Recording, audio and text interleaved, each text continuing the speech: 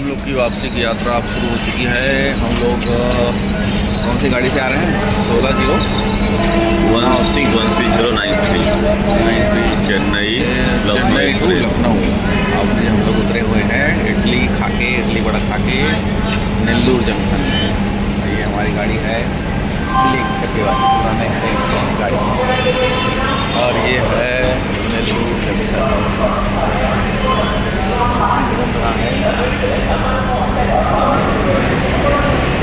बहुत बड़ा ब्रिज।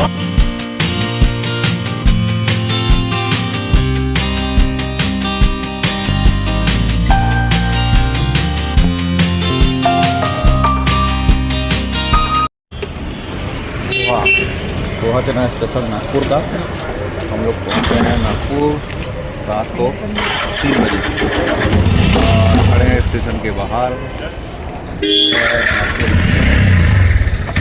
अम्बेडकर जी का चित्र लगा है। और अभी हम लोग जाएंगे घूमने रामटेक मंदिर जाएंगे बस में यहाँ से। रेलवे स्टेशन से हम लोग आ गए हैं चलते हुए बस स्टॉप की ओर। दक्षिणपुर दोनों ये इसमें है। अच्छा, मैं तो लग रहा था यही है पर दक्षिणपुर लिखा है ना। मध्य रेल ये है मंडल रेल प्रबंधक दक्षिण पूर्व मध्य रेल। और मध्य रेलवे बदलता मध्य रेलवे बगल वाला मध्य रेल।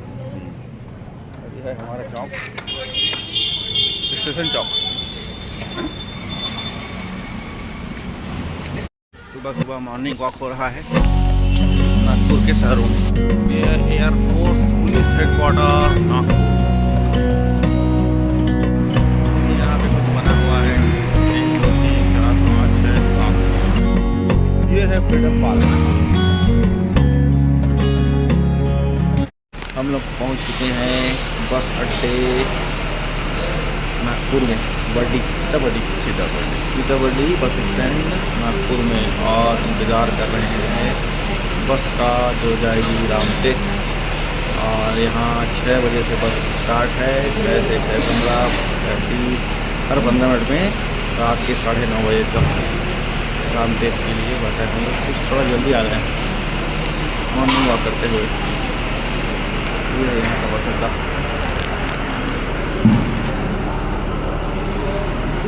अड्डे में नंबर लिखा हुआ है और जहाँ जाना है वहाँ का पता लिखा हुआ है, और बस भी उसके सामने ही लगा हुआ है। हम लोग बैठ गए हैं रामटेक जाने वाली बस में जो 6 बजे छूटेगी। 4 मिनट 6:04 में हमारी बस रवाना हो चुकी है। चल पड़ी हमारी सवारी रामटेक।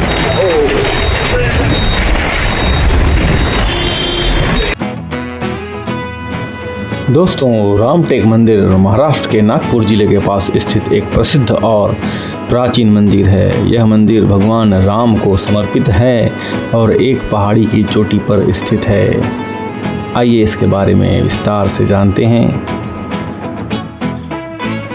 नागपुर से मात्र 50 किलोमीटर की दूरी पर यह मंदिर स्थित है, और सीताबर्डी बस स्टैंड से यदि आप जाना चाहें तो प्रत्येक 15 मिनट में यहाँ के लिए बस छूटती है, सुबह 6 बजे से लेकर रात के 9 बजे तक।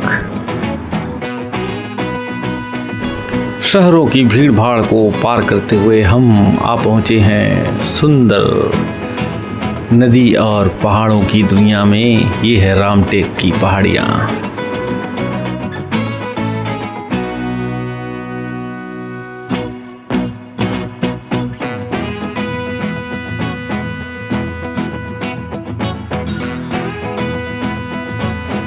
रास्ते में ही हमें मिला बहुत ही खूबसूरत मंजूश्री महाबोधि बुद्ध विहार।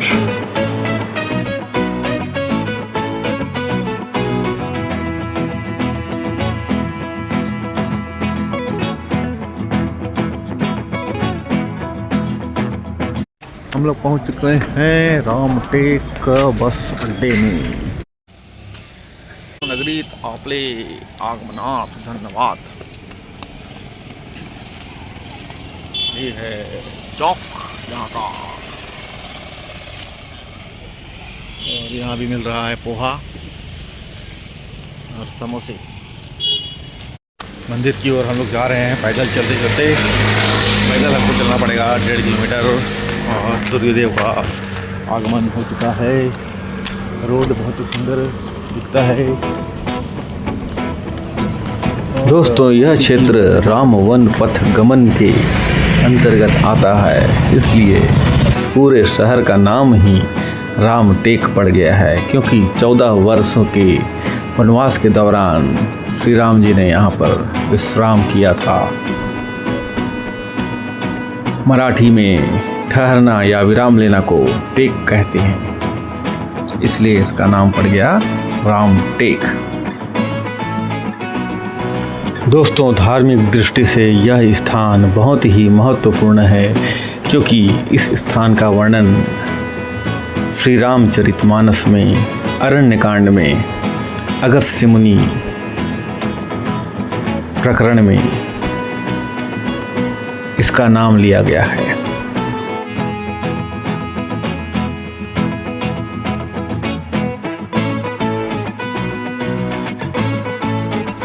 मंदिर जाने के लिए 2 रास्ते हैं। एक रास्ता है सीढ़ी का और दूसरा रास्ता है पैदल ऊपर जाने का।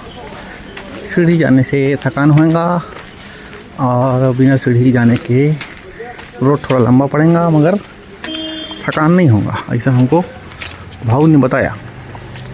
इसलिए हम जा रहे हैं पैदल रास्ते से। आगे दिख रहा है हमको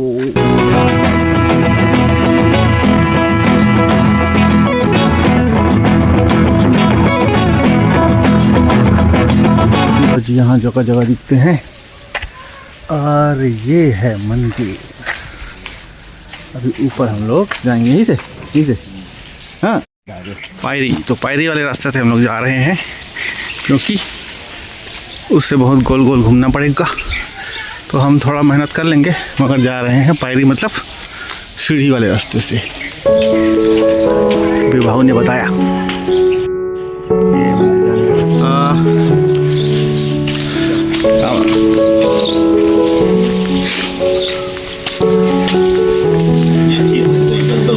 हाँ नहीं, गाड़ी नहीं है, पैदल आए।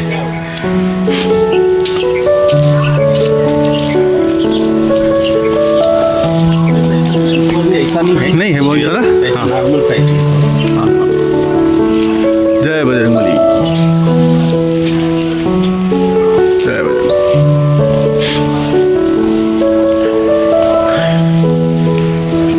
ये है सीढ़ी वाला रास्ता।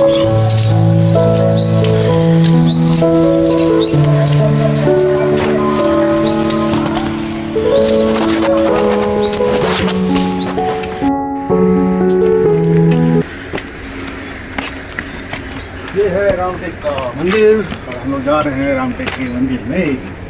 सीढ़ी से चढ़ते हुए भगवान श्री राम की फैमिली के साथ यहाँ विदाई के लिए ये जो जगह है ये बहुत महत्वपूर्ण है।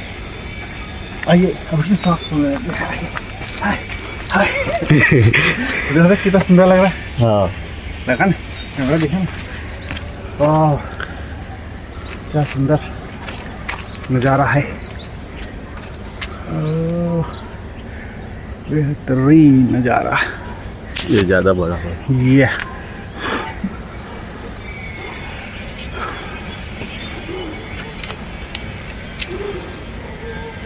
और आज के सूत्रधार हैं केडी पराते मास्टर। इनके कारण यहाँ आना संभव हो पाया है, क्योंकि ये मराठी मानुस हैं और उन्होंने मराठी में पूछ के पता पूछ के हमको यहाँ तक लाए हैं। यस,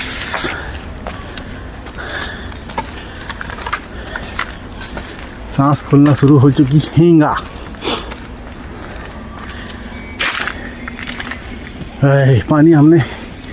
पानी भी खरीद लिया है पीने के लिए, क्योंकि सांस तो हमारा फूलने वाला हैगा। बैठ बैठ के हम चढ़ेंगे।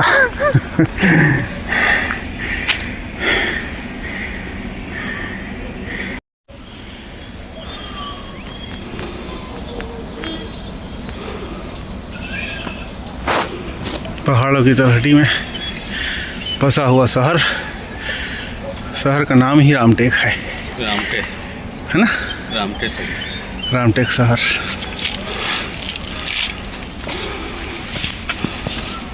फिर शुरू करते हैं पढ़ाई, पढ़ाई नहीं चढ़ाई आगे की ओर। दिखा सांप का केचुली, इसीलिए इसे नागपुर कहा जाता है, क्योंकि यहाँ सांप बहुत पाए जाते हैं और धूप में मकान बहुत ही सुंदर चमक रहे हैं।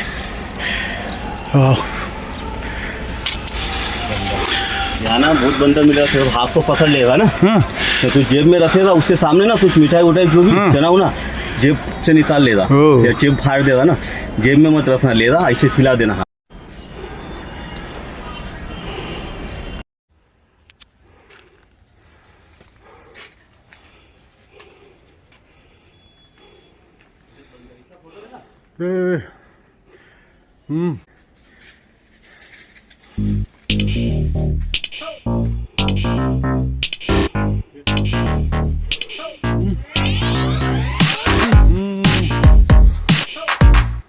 जय श्री राम, जय श्री राम, जय श्री राम।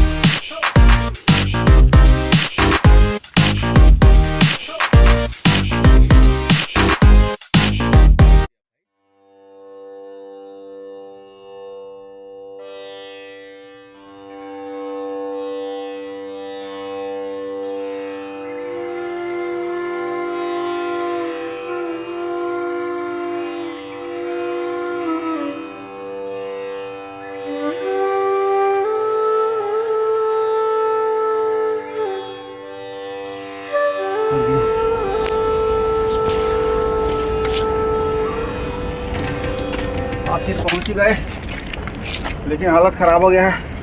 चढ़ चढ़ के देखो, पसीना पसीना।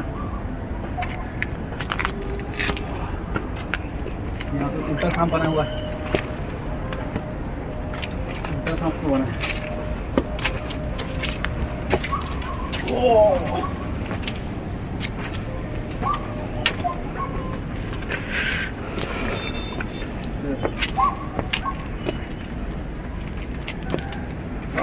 इधर तो देख क्या सुंदर, इधर तो धुआं है भाई। क्या नजारा, वाह वाह वाह।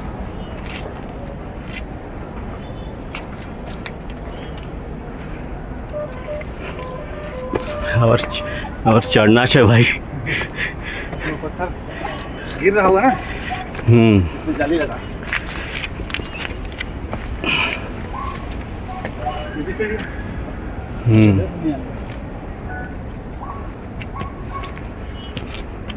इधर भी है क्या? इधर और इधर तक। नहीं, इधर से नहीं होगा रे, वो सही और क्या होगा। ओ, वो फोटो वोटो लेने के लिए होगा स्पॉट, ऐसा लगता। हाँ, एक मंदिर और दिख रहा है वहाँ दूर।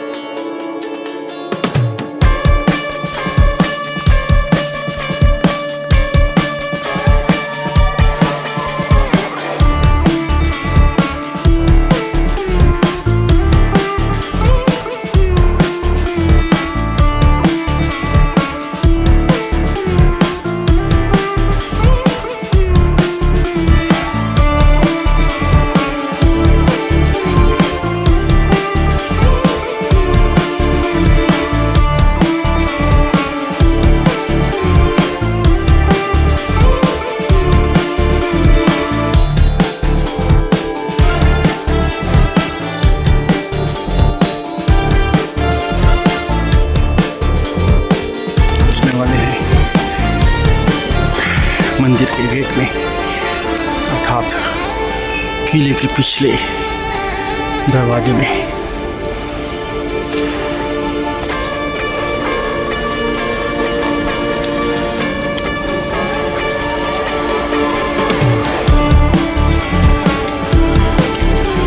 यहाँ से फोटो मस्त आ रहा है, हाँ मस्त फोटो आ रहा है।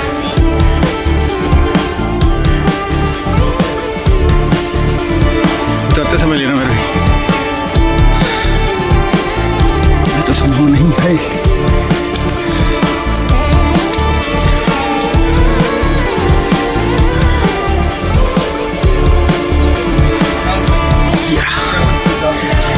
एक नंबर।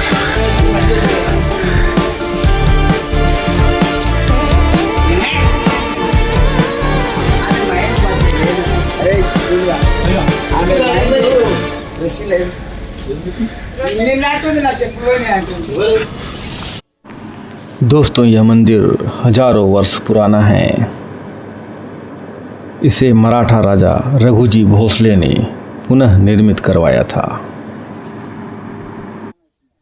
अभी वर्तमान में यह भोसले देव स्थान है।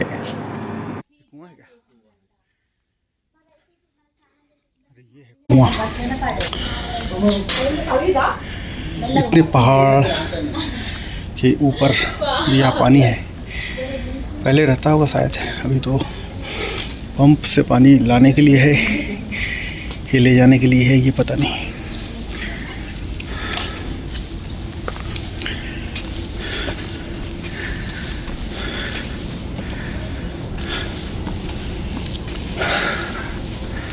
अब हम घुसते हैं अंदर की ओर। पत्थर के दरवाजे बड़े बड़े पत्थरों से बने हुए हैं। ये मंदिर परिसर, वाह।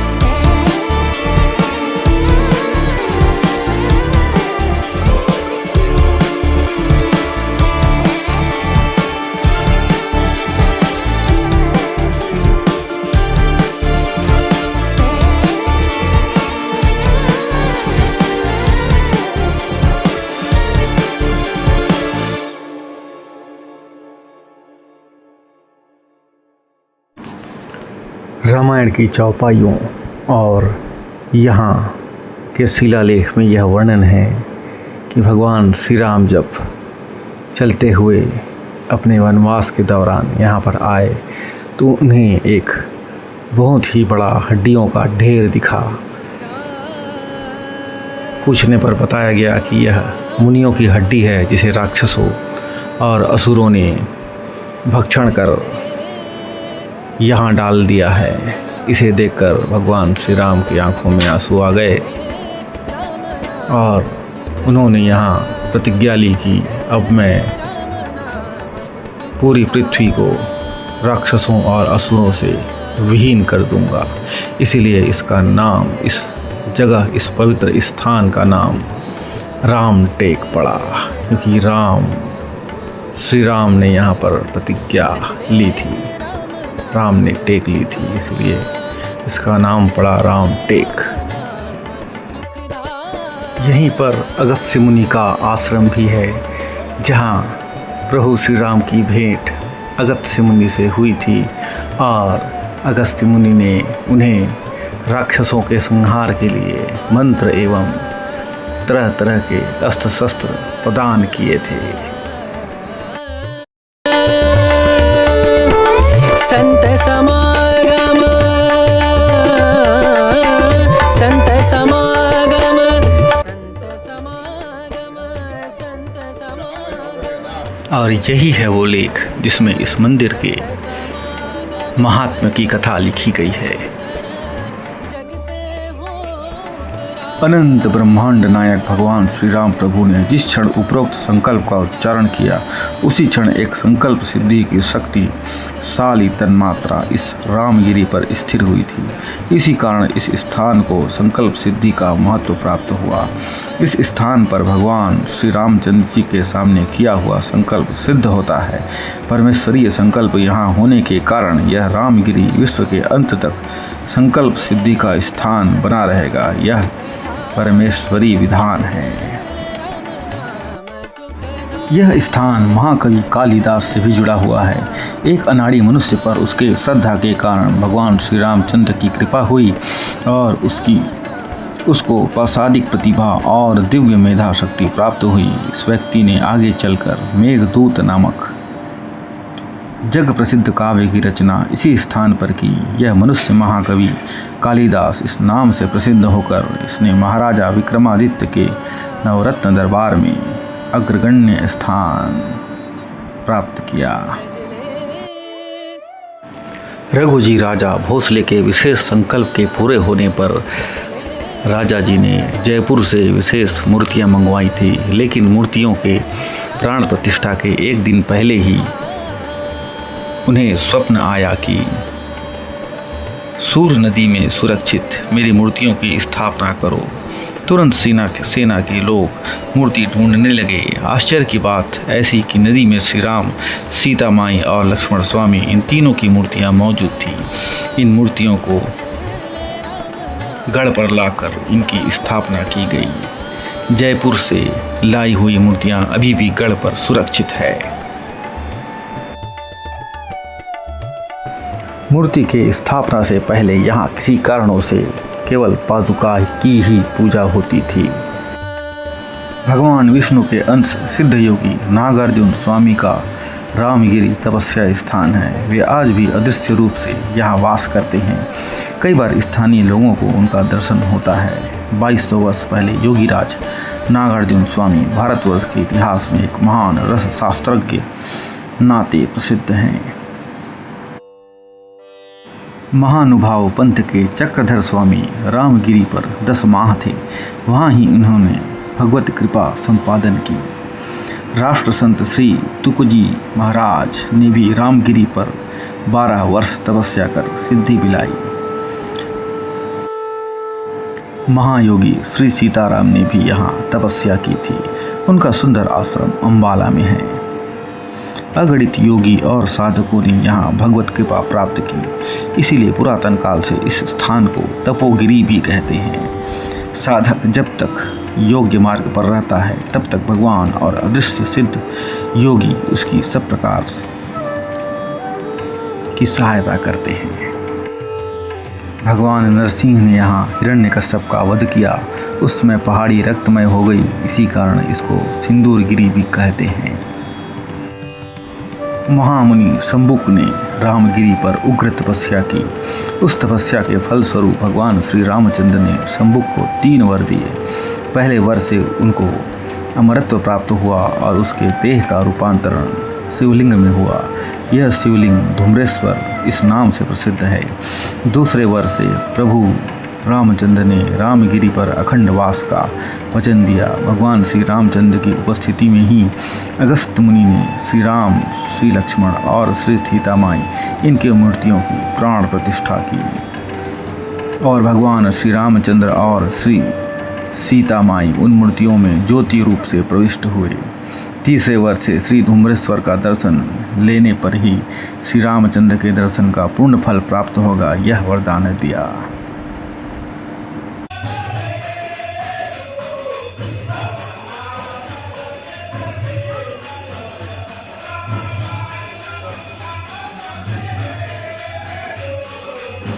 मंदिर में जबरदस्त आरती और भजन आरंभ हो चुका है।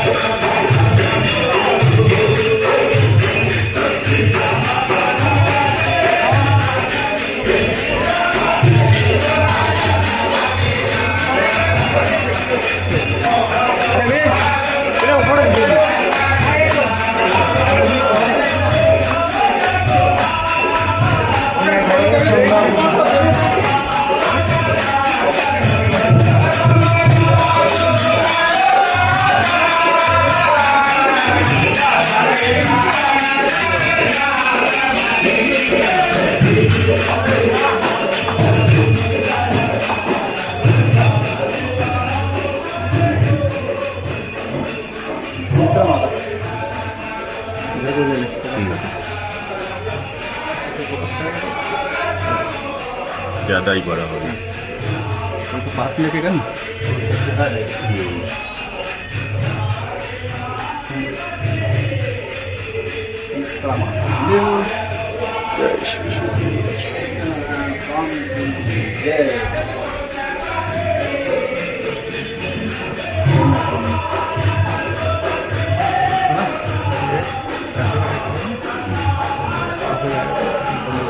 तो दरवाजा है ना।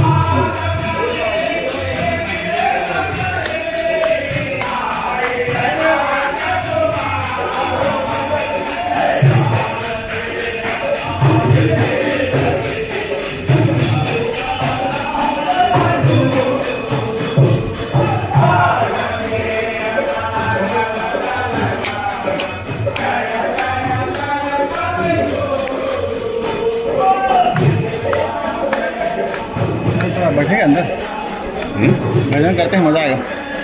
सीता माता रसोई क्षेत्र, रसोई घर। कहते हैं कि यहाँ सीता माता ने पहली रसोई बनाई थी इसी जगह पर।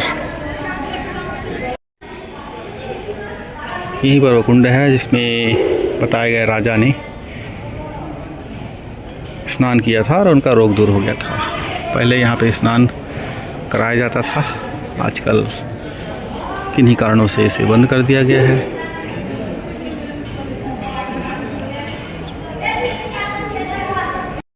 बहुत ही सुंदर परछाई यहाँ बन रही है,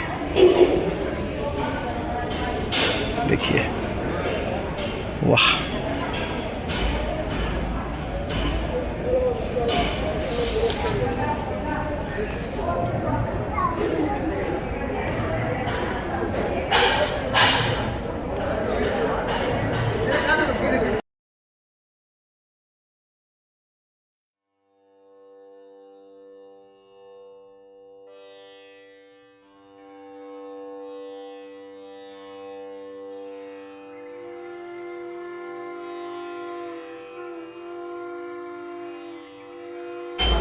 ये है अगस्त मुनि का आश्रम।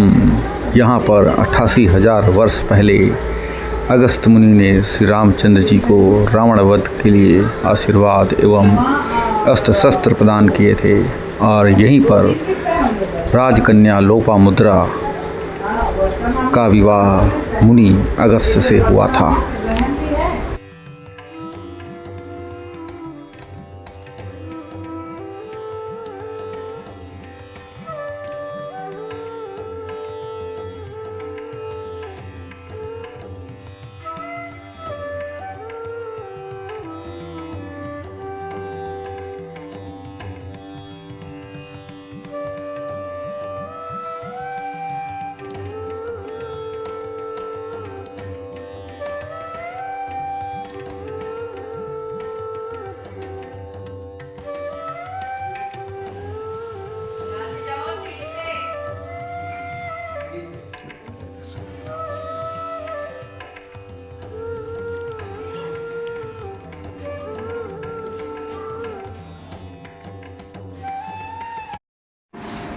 दोस्तों, यह किला प्राचीन काल से ही अस्तित्व में है और माना जाता है कि इसका मूल निर्माण हजारों साल पहले किसी स्थानीय शासक या ऋषि मुनियों की सुरक्षा के उद्देश्य से हुआ था, लेकिन इसका मुख्य रूप से पुनर्निर्माण और सुदृढ़ीकरण किया गया 18वीं शताब्दी में, जब भोसले वंश के राजा रघुजी भोसले ने इसे एक सैन्य दृष्टिकोण से मजबूत किया।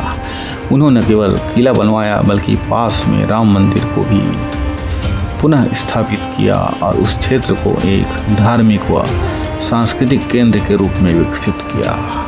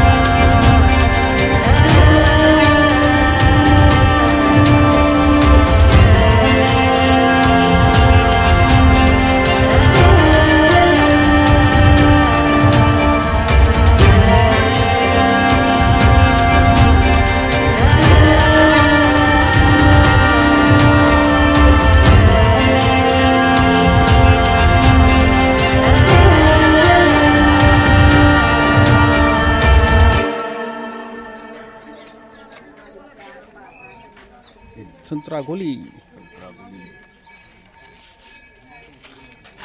गजानन स्वामी देव स्थान चक्रधर स्वामी कृष्ण मंदिर जय श्री कृष्ण विष्णु अवतार राम मंदिर।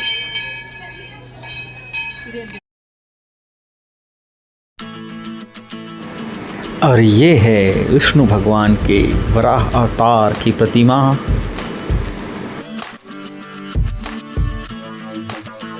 इस मूर्ति के नीचे से बड़े बुजुर्ग और बच्चे होकर गुजरते हैं और अपनी शरणागति और समर्पण का परिचय देते हैं खेल खेल में।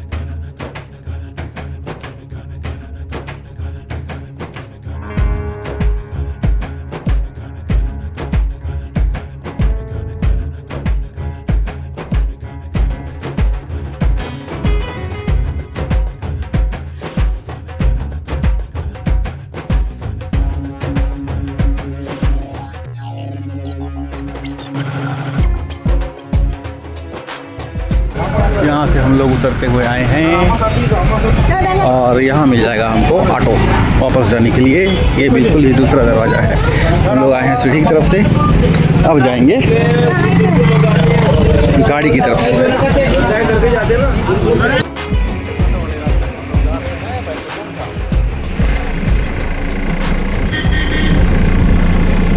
सारी गाड़ियाँ ऊपर तक आई हैं।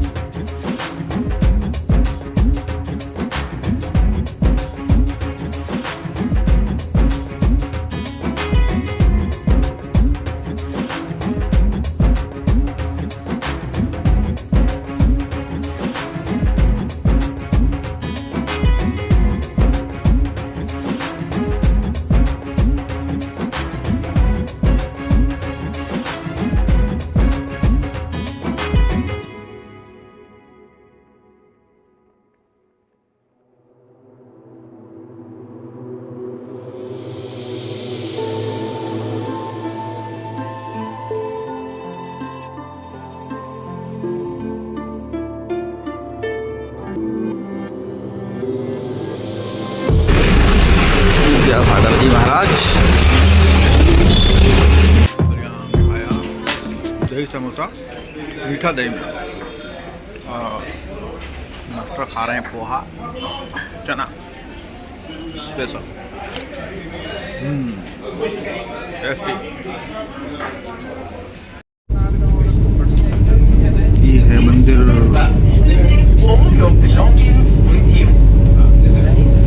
हम लोग जा रहे हैं वापस। अब नागपुर से चढ़ चुके हैं वंदे भारत में और अभी डोंगरगढ़ पहुंच गए हैं। हमारी यात्रा का अंत होने वाला है बिलासपुर जाकर। बेहतरीन पहाड़। 5 पर संपर्क करें। ये है पुश टू टॉक। यहाँ से आप बात करके डायरेक्ट लोको पायलट या गार्ड से बात कर सकते हैं। संबंधित शिकायतों के अविलंब निवारण के लिए 975।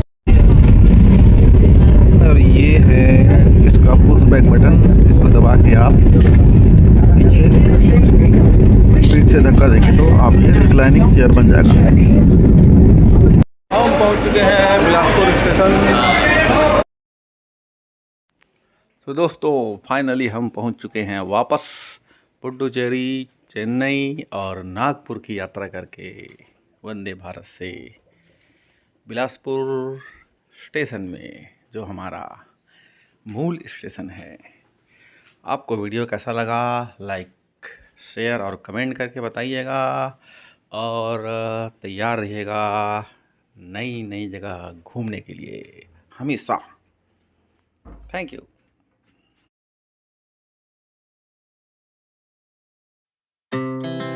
Our hearts beat to the city streets. We began to feel the fire. We rise like tall buildings as the chemicals they take us higher. Bilaspur station में भी बहुत तोड़ फोड़ का काम चल रहा है। ट्रेन शिफ्ट हो चुका है और प्लेटफॉर्म नंबर 7 की जो लाइन है जो यहाँ ख़त्म हो जाती थी वो अब आगे बढ़ने वाली है और एक लाइन और बढ़ने वाला है। और स्टेशन भी बहुत ही शानदार कुछ दिनों में बन जाएगा। आप देखिएगा। याददाश्त के लिए ये मैं वीडियो ले ले रहा हूँ कि पहले हमारा स्टेशन ऐसा सकता था। हम लोग जा रहे हैं अब बुधवारी बाजार की ओर चाय पीने।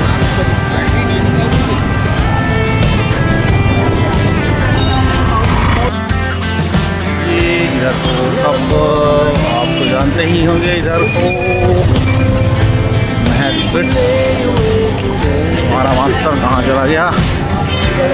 चाय पीने का ऑफर आया है उनकी तरफ से।